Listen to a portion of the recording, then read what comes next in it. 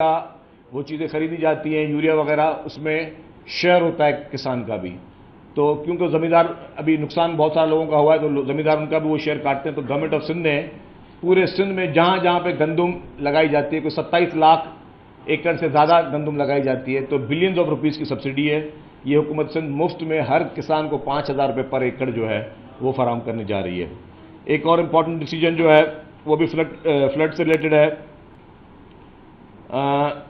Sindh peoples housing for flood affectees جو ہے اس کی بھی آج منظوری دے دی گئی ہے. یہ ورلڈ بینک کی شراکت کے ساتھ سندھ حکومت یہ کام کرنے جا رہی ہے.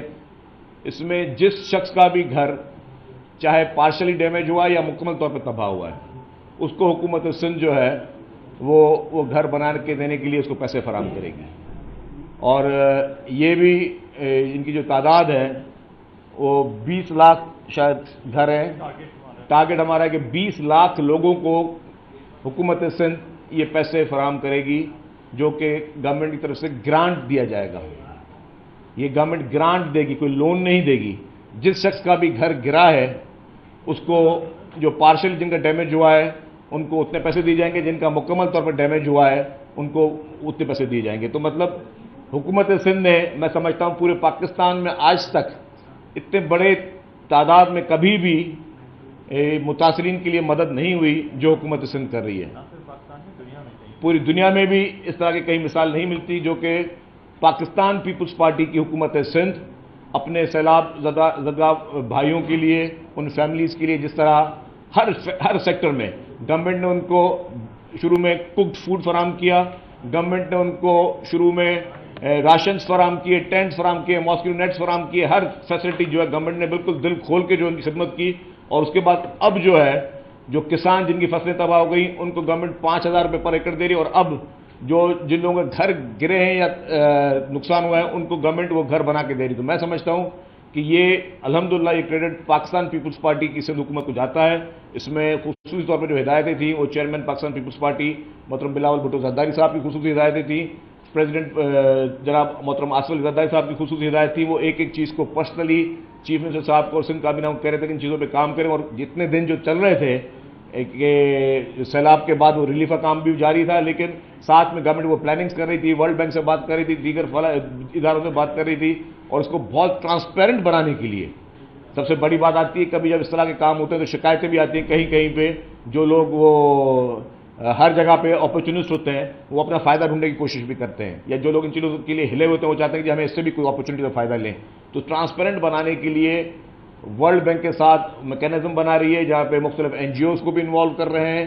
جو گھروں کے سروے ہوئے ہیں اس میں سروے میں گورنمنٹ آف سندھ کے ریونیو کے لوگ، این ڈی ایم اے کے لوگ، فیڈرل گورنمنٹ کے، اور پاکستان آرمی کے کچھ جوان جو ہیں وہ بھی سروے میں شامل تھے. اس میں سب کے شناختی کارڈوں کے نمبرز، گھر گرائے گھروں کی تصویریں، مطلب اتنا میگا لیول پہ گورنمنٹ نے پورا وہ سروے کیا ہے. تو یہ بہت بڑی ایکسرسائز سندھ گورنمنٹ نے کی ہے. میں سمجھتا ہوں اس وقت پورے پاکستان میں جتنا پاکستان پیپلز پارٹی کی سندھ حکومت جس جذبے کے ساتھ کام کرے اور جتنا مائنیوٹ لیول پہ جا کے، مائکرو لیول پہ جا کے یہ ساری چیزیں کی جا رہی ہیں، تو یہ بہت ہی اہم چیزیں. اب آ جائیں جی ملک کے حالات پر. ملک کے حالات پر آپ سب کو پتہ ہے کہ وہ شخص جو کبھی منی لانڈرنگ میں پکڑا گیا اور الیکشن کمیشن کے فیصلے آ چکے ہیں، وہ شخص جو فارن فنڈنگ میں پکڑا گیا جس کے خلاف فیصلے آ چکے ہیں، جس نے اسرائیل سے فنڈنگ لی، جس نے بھارت سے فنڈنگ لی، یہ ساری چیزیں بتا رہا ہوں جو پاکستان کی ریڈ لائنز ہیں. یہ پوری دنیا کے لیے بھی ریڈ لائنز ہیں کہ اپنے ملک میں سیاست کے لیے آپ بھارت اور اسرائیل سے فنڈنگ لیتے رہے، آپ فارن فنڈنگ میں آپ نے اکاؤنٹ چھپائے، الیکشن کمیشن سے اپنے اکاؤنٹ چھپائے، اور پھر جو توشہ خانہ میں سے ڈاکے مارے. اس نے ایک قیمتی گھڑی جو کہ 45 کروڑ روپے میں بیچی، چھوٹی رقم نہیں ہے 45 کروڑ روپے. اپنی لالچ میں، اپنی ہوس میں، پیسوں کی ہوس میں اس شخص نے 45 کروڑ میں وہ گھڑی بیچی. اور کل وہ بات سامنے آ گئی کہ وہ گھڑی کون لے کے گئی تھی، وہ کس کی فرنٹ لیڈی تھی، اس کا ٹریک ریکارڈ کیا رہا ہے پنجاب میں، کہ تحصیلدار کی transfer posting, S H O کی ٹرانسفر پوسٹنگ، ایس پی کی ٹرانسفر پوسٹنگ، ڈی سی کی ٹرانسفر پوسٹنگ، سب کے ریٹ فکس تھے. اور پھر جیسے عمران خان کی رجیم چینج ہوئی تو پہلی فرصت میں پہلی فلائٹ اس خاتون نے پکڑی اور اس ملک چھوڑ کے چلی گئی. اگر وہ اتنی ایماندار تھی، دیانتدار تھی، اور عمران خان کہتے رہے وہ تو بیچاری تو یہ کرتی تھی، وہ بیچاری تو وہ کرتی تھی، وہ بیچاری کر یہ کرتی تھی، وہ گئی کیوں ملک سے باہر؟ اس بیچاری کو بلاؤ صحیح نا، پنجاب میں تمہاری گورنمنٹ ہے، بٹھاؤ اس کو لاہور میں. اور ابھی بھی وہی کام کر رہی ہے. وہ کہتے ہیں کہ بیرون ملک بیٹھ کر وہی ٹرانسفر پوسٹنگ کے پیسے اب ڈائریکٹ ٹی ٹی کے ذریعے جو ہے وہ باہر جاتے ہیں، حوالہ ہنڈی کے ذریعے وہ باہر جاتے ہیں. اور ابھی بھی اس کا ریکٹ وہی کام کر رہا ہے، ابھی بھی افسران کی ٹرانسفر پوسٹنگ وہیں سے ہو رہی ہیں. تو اس خاتون نے 45 کروڑ روپے کے وہ گھڑی بیچی. وہ پیسہ پھر یہاں پہ پاکستان میں کس طرح آیا؟ اور عمران خان نے سوال یہ کہ وہ کتنے کی دکھائی گھڑی سیل، خریدی کتنے میں؟ مطلب یہ شخص کی ساری منی ٹریلیں، سب چیزیں صرف جھوٹ پر مبنی ہیں، صرف فراڈ پہ مبنی ہے، صرف دغا بازیوں پہ مبنی ہے. اور یہ ہر چیز سے اس نے یو ٹرن کیا ہے. پاکستان میں ہر سیاستدان کوشش کرتا ہے کہ اگر میں کسی جلسے میں بات کروں، کسی ٹی وی پہ بات کروں، تو کل کو وہ بات میں اس طرح کوئی دوسری نہ کر دوں، کوئی مجھے کانٹراڈکٹ کر لے کہ یار آپ نے فلانے دن پہ یہ بات اس طرح کی تھی. یہ شخص مسلسل طور پر یو ٹرن مارتا ہوا آیا ہے. اس نے سائفر پہ یو ٹرن مارا، پوری قوم کو اس نے 6-8 مہینے بیوقوف بنایا. پوری قوم کو اس نے پہلے جلسے میں جب وزیر اعظم تھا تو یوں پیپر یوں نکالا کورٹ سے، یہ میرے پاس پرچہ ہے، دیکھو یہ مطلب بہت بڑا کوئی پرچہ تھا. اور پوری قوم کو بیوقوف بنایا کہ میرے خلاف امریکہ سازش کر رہا ہے، مجھے امریکہ نکالنے جا رہا ہے. اور اس پیپر کی بنیاد پہ پوری اسمبلی ہم نے ڈیزالو کر دی، جو کہ غیر آئینی طور پہ کی. اس پیپر کی بنا پہ آپ نے جو constitutional vote of no confidence ہے اس کو آپ نے رد کر دیا. اور اب آپ جریدے کو انٹرویو کر کے بولتے ہو وہ پرانی بات ہے، امریکہ وہ اب سائفر کی کوئی بات ہی نہیں ہے، بس امریکہ سے ہمیں اچھے تعلقات رکھنے. پوری قوم کے دل میں آپ نے نفرت پیدا کی امریکہ کے لیے، پوری قوم کے دل میں آپ نے بغاوت پیدا کی. اور آپ خود جو ہے وہ اپنے لوگ وہاں پہ بھیج کے وہاں پہ آپ اپنی پلاننگز کر رہے ہیں، وہاں پہ آپ نے لوگ ہائر کیے ہوئے جو آپ کے لیے وہاں پہ تعلقات بہتر کرے. اور آپ خود انٹرویو میں کہتے ہیں جو ہمیں امریکہ کے ساتھ چلنا ہے. تو 8 مہینے جو آپ نے جھوٹ بولا، لوگوں کو برگلایا، آپ نے ایک نیا جھوٹا نیریٹو پیدا کیا کہ ہم غلام نہیں ہیں. تو مقصد ساری چیزوں کا کیا مقصد ہے؟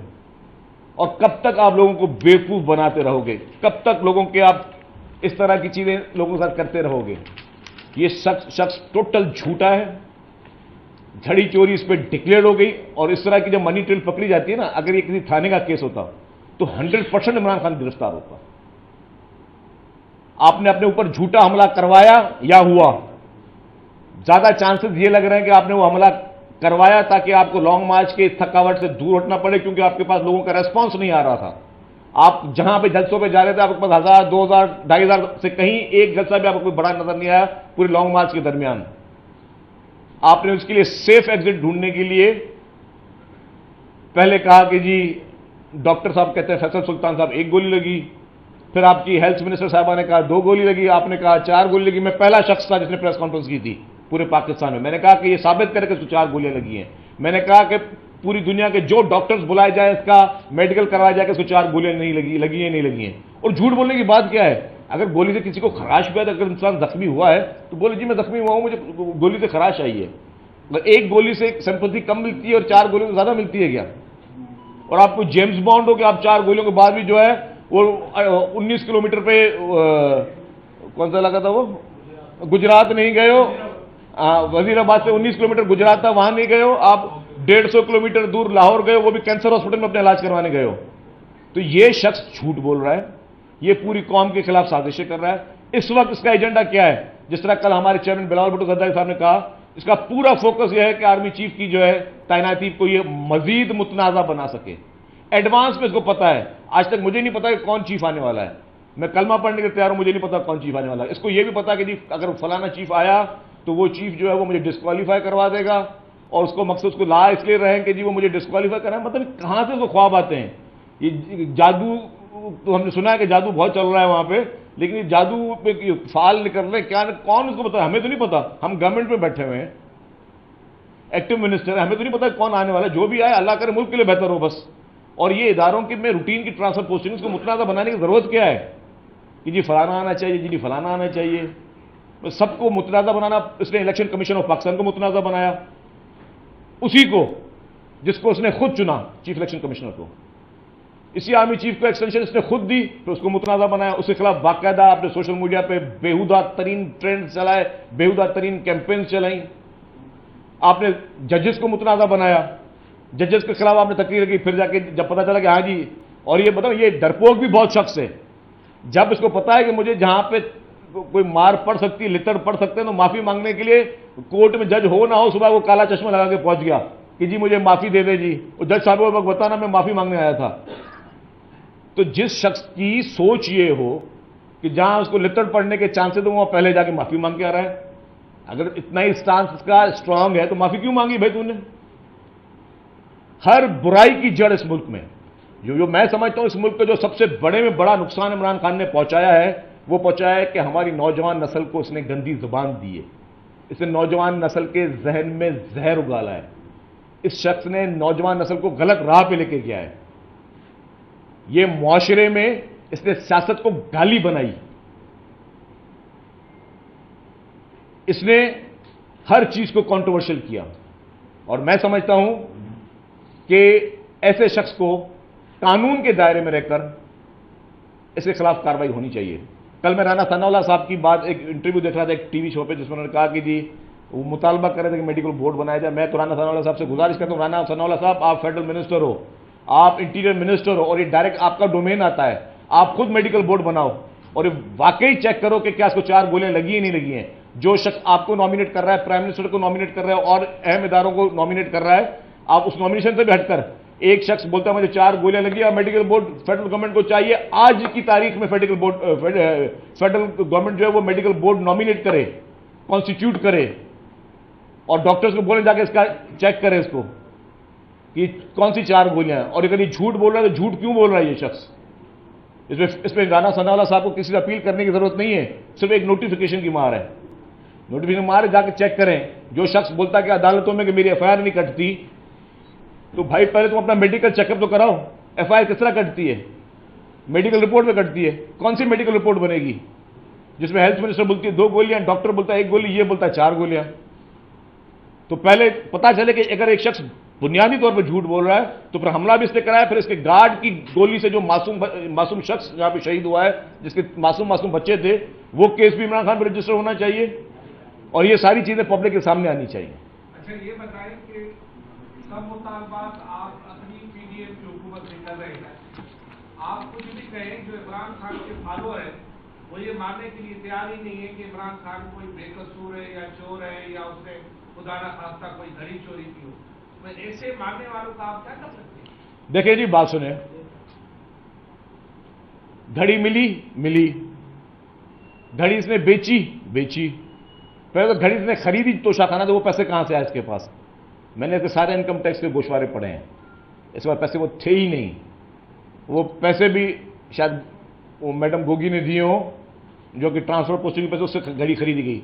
پھر اس نے اپنی منی ٹریل کو پروو کرنے کے لیے ایک زمین اس نے فرضی طور پہ بیچی ہے. میں نے اس کے وہ کھاتے بھی پڑھے.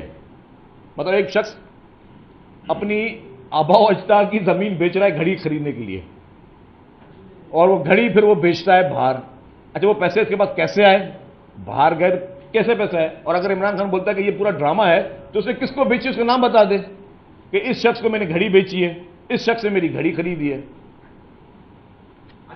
اور جہاں تک فالوورز کی بات ہے، انشاءاللہ تعالیٰ فالوورز کی آنکھیں کھلنا شروع ہو گئی ہیں، تبھی اس کی تقریروں میں لوگ اب کب نظر آتا ہے. آ گیا ہے کہ یہ سب کچھ جو ڈرامہ ہوا ہے جیو ٹی وی پہ وہ بالکل غلط ہوا ہے. میں اس ٹی وی کے خلاف، اینکر کے خلاف اور جو شخص بول رہا ہے اس کے خلاف کورٹ میں جاؤں گا. عمران خان جس کا کام بنیادی طور پہ جھوٹ بولنا ہے، پہلے تو 35 پنچر جو اس نے بنائے تھے اور پھر بولا تھا مجھے تو فلانے کو بتایا، مجھے وہ پتا چل گیا. پہلے تو وہ اس نے جھوٹ بولا، اس کے خلاف جائے کورٹ میں. جو الزامات اس نے پوری دنیا میں لگایا وہ ساری جھوٹی باتیں ثابت ہوئی، وہ جا کے کورٹ میں لے جائے. اور ورنہ اگر یہ بولتا کہ جی یہ پورا ڈرامہ ہے گھڑی کا، تو بتائے کہ گھڑی اس نے کس کو بیچی، وہ پیسے کہاں سے گئے، کس طرح آئے، کہ کون خریدار ہے، خریدار کو رسید لی ہوگی. شریف صاحب یہ بتا دیں کہ آرمی چیف کی تعیناتی کے حوالے سے عمران خان نے جو بیان دیا ہے اس میں سب سب سے خطرناک پہلو یہ ہے، وہ یہ کہہ رہے ہیں کہ ہمیں ڈر ہے کہ شہباز شریف اس کو سلیکٹ کریں گے، اس کو تعینات کریں گے جو کل کو نواز شریف کے کیسز ختم کرے گا اور مجھے ڈسکوالیفائی کرے گا۔ اس کا مطلب یہ کہ آرمی چیف کا کیا تعلق ہے، وہ انصاف فراہم کرے، کسی کو ڈسکوالیفائی کرے؟ دیکھیں یہی پاکستان میں یہ چیزیں ہوتی رہی بھائی، دیکھیں یہی المیہ ہے کہ آپ ایک اہم ادارے کو، پاکستان آرمی ہمارا ایک اہم ادارہ ہے اور میں سمجھتا ہوں کہ جو اس کا آئینی حق ہے وہ کر رہی ہے، وہ کانسٹیٹیوشن اپنا کام کر رہی ہے، سرحدوں کی حفاظت کر رہی ہے۔ ہمیں سیلاب میں مدد کی ضرورت پڑتی ہے، ہم سیلاب میں بلاتے ہیں، زلزلوں میں مدد پڑتی ہے، ہم ان کو بلاتے ہیں، لیکن ایڈوانس میں اس کو کنٹروورشل کرنا چاہتا ہے، کیونکہ اس کو پتہ ہے، دیکھیں اگر کسی نے کوئی غلط کام کیا ہوتا ہے، گناہ کیا، تو اس کو پتہ ہے مجھے سزا ضرور ملے گی۔ عمران خان کو یہ پتہ ہے ڈسکوالیفائی اس نے ہونا ہے۔ عمران خان کو یہ پتہ ہے کہ یہ گھڑی چوری کے کیسز کھلنے ہیں۔ عمران خان کو یہ پتہ ہے جو منی لانڈرنگ کی ہے، منی لانڈرنگ کے کیسز میں جو سزا سنائی جاتی ہے وہ سزا اس کو ملنی ہے۔ اب اس کو پتہ ہے کہ میں ملنا ہے، لیکن اب وہ پبلک سمپتھی کے لیے ایڈوانس میں کہتا ہے کہ جی یہ چیف کوئی جو بھی نہ آئے گا وہ مجھے وہ یہ کر دے گا، تو مطلب وہ اپنی سمپتھی کو اپنے گراؤنڈ بنا رہا ہے، وہ اپنی صفائی ایڈوانس میں پیش کر رہا ہے کہ جی کیونکہ اس کو پتا ہے کہ اس کی جو حرکتیں ہیں اس کو سزا ملنی ہے، لیکن اب وہ پبلک کے سامنے کیا بولے؟ پبلک کو یہ بولے گا جی کہ جی جو بھی آئے گا وہ میرے ساتھ یہ کرے گا۔ مسلسل پنجاب حکومت جو تھی 5ویں مرتبہ جی آئی ٹی بنائی ہے، پھر جی آئی ٹی توڑتی ہے، پھر بناتی ہے، کیا سندھ حکومت ان کو ایسے افسران دے گی کہ وہ جی آئی ٹی تحقیقات کرے اس کے اور اس کے سربراہ آپ بن گئے؟ دیکھیں جی میں آپ کو ایک بات بتا دوں، عمران خان جو کہتا ہے کہ میں امریکہ سے لڑ پڑا، فلانے سے لڑ پڑا، دنیا میں نے یہ کر دیا، میں آؤں گا اقتدار میں تو ملک کو یہ کر دوں گا، جو شخص اپنی حکومت میں اپنی ایف آئی آر نہیں کٹوا سک رہا اپنے صوبے میں جہاں پہ اس کی حکومت ہے، اور میں ایک بات کہتا ہوں، عمران خان کی ساری باتیں مان لیں گے، ایک شرط ہے صرف کہ جس کو اس نے وزیر اعلیٰ بنایا ہے چودھری پرویز الہی کو، وہ کہہ دے صرف کہ عمران خان نے ایف آئی آر میں جو نام دیے ہیں وہ صحیح ہیں، تو اس کی ساری ایف آئی آر میں صحیح مانتا ہوں۔ ایک دفعہ کہلوا دے چودھری پرویز الہی صاحب سے کہ عمران خان نے ایف آئی آر میں جو نام دیے ہیں وہ ٹھیک دیے ہیں۔ اگر صوبے کا چیف منسٹر، جو کہ چیف منسٹر ہر منسٹر ہوتا ہے لیکن اس کے بڑے میں بڑا چیف منسٹر ہوتا ہے اور ہر ادارے کا رپورٹنگ ٹو چیف منسٹر ہی ہوتے ہیں، پولیس پنجاب کی جو ہے وہ آنسریبل ہے چیف منسٹر پنجاب کے ذریعے کے پاس، تو اگر چیف منسٹر پنجاب بول دے، آج میں عمران خان کو کھلا چیلنج کرتا ہوں کہ اپنے چیف منسٹر سے یہ بات کہلوا دو کہ جو اس نے نام تینوں دیے وہ صحیح دیے۔ جب اس کی اپنی گورنمنٹ سیٹسفائی نہیں ہے، وہ سمجھتی ہے کہ یہ جھوٹ بول رہا ہے، عمران خان من گھڑت نام لے رہا ہے، یہ اپنے پولیٹیکل پوائنٹ اسکورنگ کر رہا ہے، اپنے اسکور سیٹل کر رہا ہے، جب اس کی گورنمنٹ کو پتا ہے کہ یہ اسکور سیٹلنگ کے لیے سارے کام کر رہا ہے تو وہ نہیں کاٹ رہے ایف آئی آر۔ تو اگر اتنی اس میں عمران خان میں اخلاقی غیرت ہے تو آج پنجاب حکومت سے الگ ہو جائے، آج اعلان کر دے کہ وزیر اعلیٰ جو ہے وہ میری بات نہیں مان رہا، میں الگ ہو رہا ہوں، حکومت اس کو ہٹا دے، نو کانفیڈنس لے آئے۔ یہ اقتدار کا بھوکا شخص ہے۔ آپ دیکھو پنجاب میں ابھی بھی اس کے زمان پارک میں بلٹ پروف گلاس لگ رہے ہیں، ساری سیکیورٹی مل رہی ہے، کھانا تک جو ہے پنجاب حکومت سے جا رہا ہے، سب چیزیں وہاں پہ جا رہی ہیں، اس کے اسٹاف کو کھانا وہاں سے مل رہا ہے۔ تو یہ شخص جس کا لیول آف کرپشن اتنے لو لیول سے شروع ہوتا ہے تو وہ شخص کبھی حکومت نہیں چھوڑے گا، ورنہ میں تو اوپن چیلنج دیتا ہوں عمران خان کو، اوپن چیلنج اس کے لیے پرویز الہی سے کلوا کے دکھا دیں۔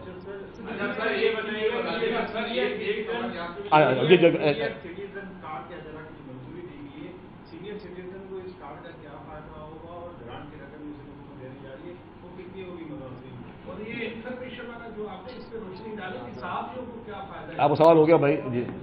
آپ کا جو کارڈ والی بات تھی وہ ساری ڈیٹیل میں آپ کو بتاؤں گا کارڈ پہ آ کے کہ کارڈ پہ سینئر سٹیزن کو گورنمنٹ کیا کیا فیسلٹیز دینے جا رہی ہے، ٹھیک ہے؟ جو آپ کا دوسرا سوال تھا گرانٹ، جو سیلاب زدگان کی بات کر رہے، سیلاب زدگان کی، دیکھیں اس وقت جو تخمینہ ہے وہ ہے $1.5 بلین کا، جو کہ گھروں میں خرچ ہونا ہے۔ میں بھی اس کی وہ بات نہیں کر رہا ہوں جو اس کے جو کسانوں کو دے رہے ہیں پیسے، صرف پر ہوم جو ہے وہ 3 لاکھ روپے، جن کا فلی ڈیمیج گھر ہوا ہے، جو پارشلی ڈیمیج ہوا ہے وہ 50,000 روپیز ہے۔ اچھا یہ بتا دیجیے گا، آرمی ایکٹ میں ترمیم کی بات کر رہی ہے، باتیں سنائی دے رہی ہے، تو रही है कि आर्मी एक्ट में कोई तरमीम की जा रही है एक्सटेंशन के हवाले से, पीपल्स पार्टी उसमें साथ देगी नहीं देगी, और दूसरे बताएगा एनपीएम से आपकी मुलाकातें चल रही है, वो मुलाकातों में क्या नतीजा निकल रहा है? एटलीस्ट देखिए, आर्मी एक्ट की तरमीम की मुझे नहीं पता, मैं गलत कोई ऐसे ही जवाब for the sake of answer नहीं कर सकता। जहाँ तक एमक्यूएम से बात की, एमक्यूएम से बातचीत अच्छे माहौल में चल रही है, जो भी एमक्यूएम से कमिटमेंट है उसको गवर्नमेंट पूरा कर रही है, और हम चाहते हैं कि तमाम पॉलिटिकल पार्टीज जो है उनको हम, क्योंकि हम गवर्नमेंट में सबको हम कंफर्टेबल रखें, चाहे वो कोई भी पॉलिटिकल पार्टी हो। मेरा एक सवाल, दो सवाल है। एक सवाल ये है कि सिंध असेंबली का इजलास 3 माह से नहीं बुलाया जा रहा, इसकी क्या वजूहत है? क्या हुकूमत फरारियत अख्तियार करना चाहती है सवालात से? जी, एक तो ये, दूसरा ये बता दें कि क्या वाकई किंग सलमान का दौरा जो है वो खान साहब की वजह से कैंसिल हुआ है?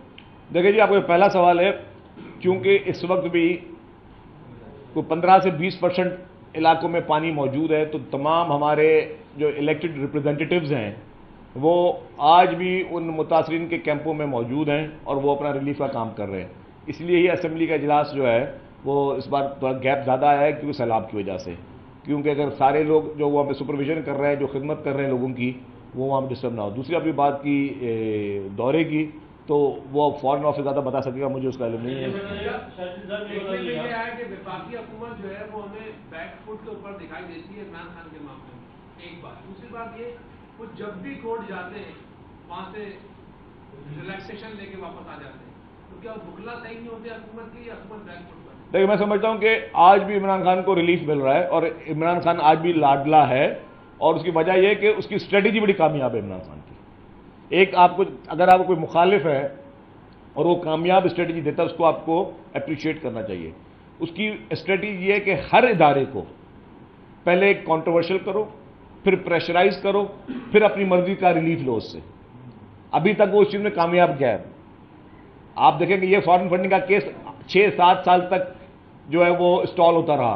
क्यों होता रहा? क्योंकि वो प्रेशराइज करता हुआ आया था, वो डिलेइंग टैक्टिक्स इस्तेमाल कर रहा था।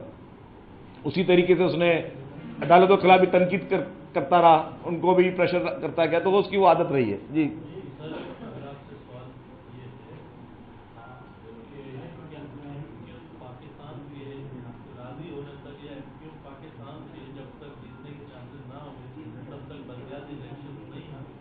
देखिए जी, बलदियाती इंतखाबात के लिए बहुत क्लियर एक है, कल अगर करवाना चाहे इलेक्शन कमीशन ऑफ पाकिस्तान, हम करने के लिए तैयार हैं। हमारी कुछ शर्तें नहीं, हमारी कुछ ज़रूरियात हैं। हमने कहा था कि जी कराची के इलेक्शन को आप 2 पार्ट्स में कर दें, एक फेज में पहले कर दें, दूसरे फेज में दूसरी दफा कर लें, ताकि हमारे लिए ईजी हो कि हम लॉ एंड ऑर्डर को मेंटेन कर सके, और पुलिस की मैक्सिमम नफरी जो है हम पोलिंग स्टेशन को कवर करके देते रहे। हमने कहा अगर ये नहीं कर रहे आप, तो फिर हमें आप फेडरल गवर्नमेंट को हमने खत लिखा कि आप हमें इजाफी नफरी फेडरल गवर्नमेंट अपने इदारों से दे दे, ताकि हम वो कर सके। उसका भी रिस्पांस नहीं आया, तो हमें तो कोई भाग नहीं रहे हम लोग, क्योंकि पहले फेज में पीपल्स पार्टी ने बहुत ही बड़ी मेजॉरिटी के साथ क्लीन स्वीप किया सिंध में। सेकंड फेज में भी इंशाल्लाह हैदराबाद में भी तक हम 50% सीट जो है अनअपोज जीत चुके हैं, जहाँ पे हमारे मुखालिफ पार्टियों को अपने कैंडिडेट नहीं मिले। कराची की सीट भी मलिक की आपने देखी कि हम जीत चुके हैं। तो अल्हम्दुलिल्लाह हम तो अभी भी कॉन्फिडेंट हैं और तैयार इलेक्शन के लिए हर वक्त।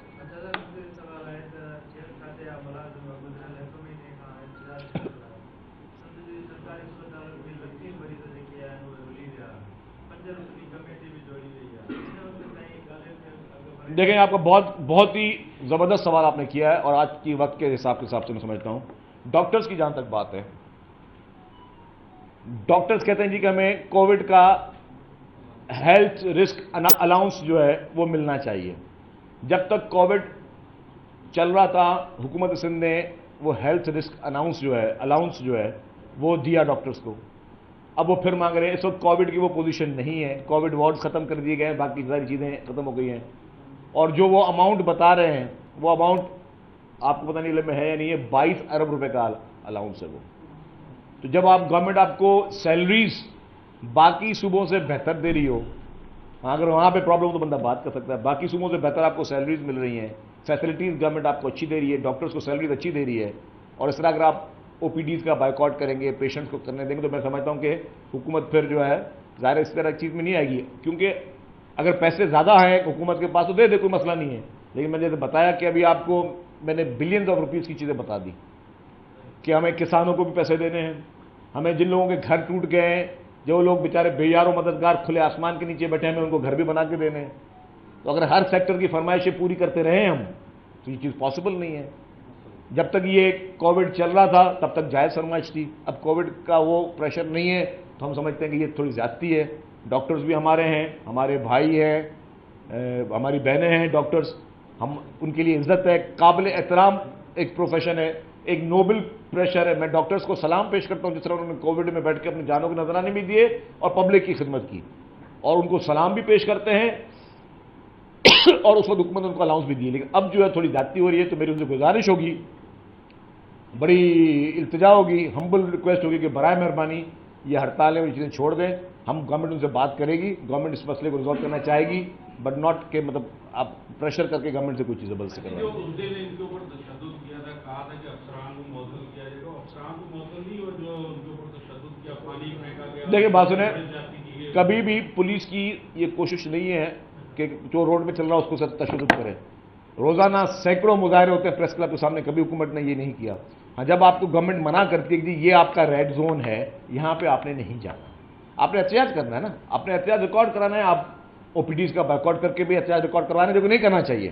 پیشنٹ کو تو ہر حال میں دیکھنا چاہیے, آپ وہ بھی کر رہے ہیں جو کہ نہیں کرنا چاہیے. آپ پریس کلب کے باہر آ کے بیٹھ جائیں, آپ کو کوئی کچھ نہیں کہہ رہا, لیکن اگر آپ ریڈ زون میں گھسیں گے تو پھر وہ قانون جو کہ مجھ پہ لاگو ہوگا, آپ کو لاگو ہوگا, وہ ان پہ بھی لاگو ہوگا. اچھا, کل ایک ایونٹ میں صاحب سے سوال کیا گیا تھا اسی حوالے سے, تو انہوں نے کہا تھا میں سی ایم صاحب کو بھی ہدایت جاری کر رہا ہوں کہ دیگر صوبوں کے ساتھ جتنا ان کو الاؤنس دیے جائے الاؤنس دیا جائے. اور دوسرا, ایک کل گردش کر رہی تھی خبر کہ جے پی ایم سی اور دوسرے دیگر سرکاری ہاسپٹل ہیں, انہوں نے مینیجرس کی اور دیگر حکومت مانگی ڈاکٹرس کی, تو اس میں ذرا کلیئرٹی کر دیں. مجھے دوسرا جو سوال ہے اس کا مجھے پتہ نہیں ہے. پہلے سوال کا یس, میں نے آپ کو کہا کہ چیئرمین پاکستان پیپلز پارٹی بلاول بھٹو زرداری صاحب بھی چاہتے ہیں, چیف منسٹر بھی چاہتے ہیں, سب چاہتے ہیں, میں بھی چاہتا ہوں, آپ بھی چاہتے ہیں کہ ڈاکٹرز کو جتنے بھی جائز چیزیں ان کی وہ مانی جائیں. وہ تو مان رہے ہیں ہم لوگ. اگر دوسرے صوبوں کی بات ہے